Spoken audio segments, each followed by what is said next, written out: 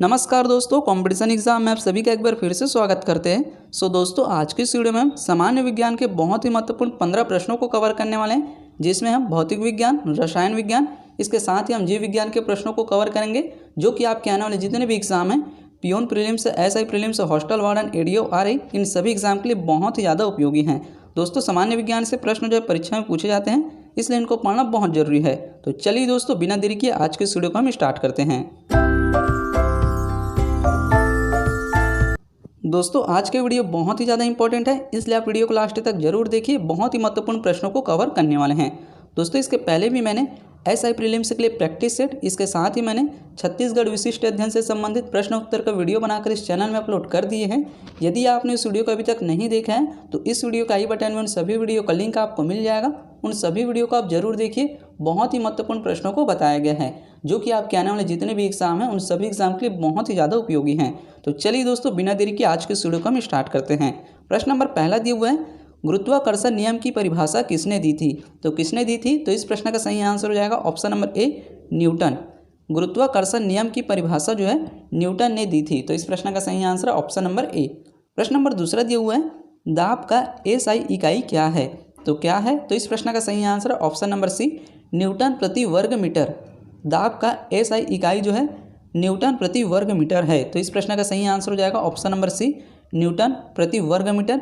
इस टाइप के प्रश्न जो है परीक्षा में अक्सर पूछे जाते हैं, इसलिए ऐसे प्रश्नों को आप अच्छे से पढ़िए। चलिए दोस्तों, बढ़ते हैं अगले प्रश्न की ओर।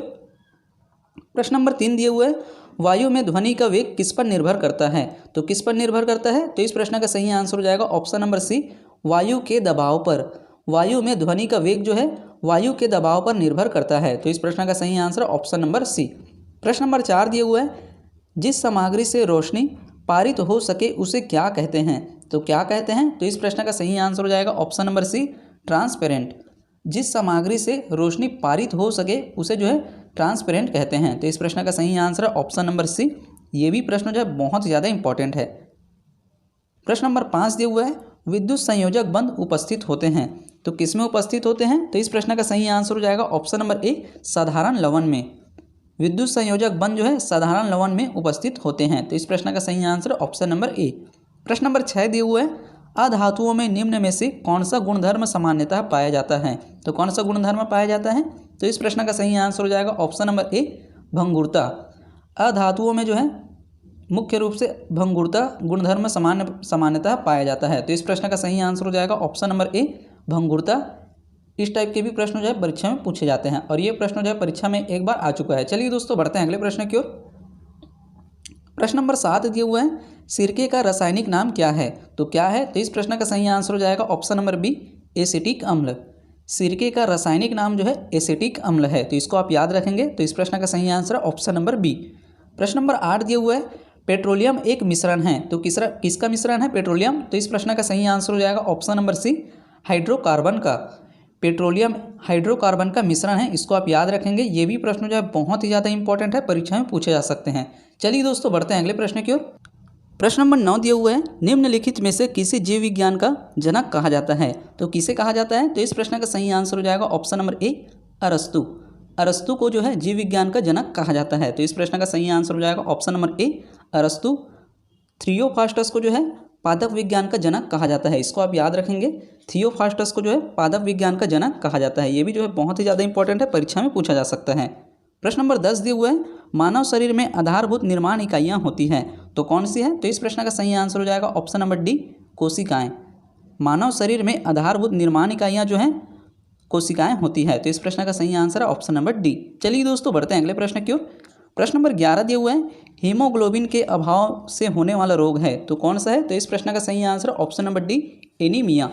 हीमोग्लोबिन के अभाव से होने वाला मुख्य रोग जो है एनीमिया है। तो इस प्रश्न का सही आंसर ऑप्शन नंबर डी। प्रश्न नंबर 12 दिए हुए हैं, निम्न में से कौन सा जल विलेय विटामिन है? तो कौन सा है? तो इस प्रश्न का सही आंसर हो जाएगा option number C, vitamin C. Vitamin C जो है जल में विलेय है। तो इस प्रश्न का सही answer option number C, vitamin C. Vitamin C और बी जो है जल में विलेय है, और इसके साथ ही वसा में विलेय जो है विटामिन ए, डी, ई के, ये जो है वसा में विलेय है। आप चाहे तो इसको नोट कर सकते हैं।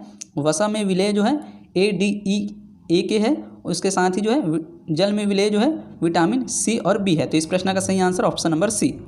प्रश्न नंबर 13 दिया हुआ है, मानव शरीर में रुधिर परिसंचरण की खोज किसने की? तो किसने की? तो इस प्रश्न का सही आंसर हो जाएगा option number C, William Harvey.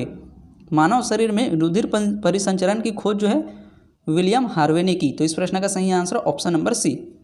अगला प्रश्न दिया हुआ है, निम्नलिखित में से कौन पेनिसिलिन के आविष्कारक थे?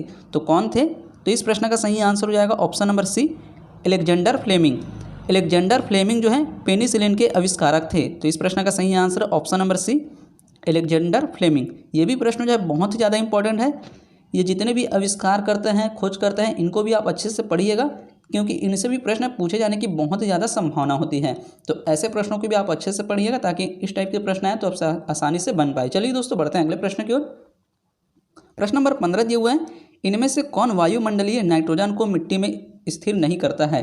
तो कौन नहीं करता है? तो इस प्रश्न का सही आंसर हो जाएगा option number D, Penicillium. Penicillium जो है वायुमंडलीय नाइट्रोजन को स्थिर नहीं करता है। तो इस प्रश्न का सही आंसर ऑप्शन नंबर डी।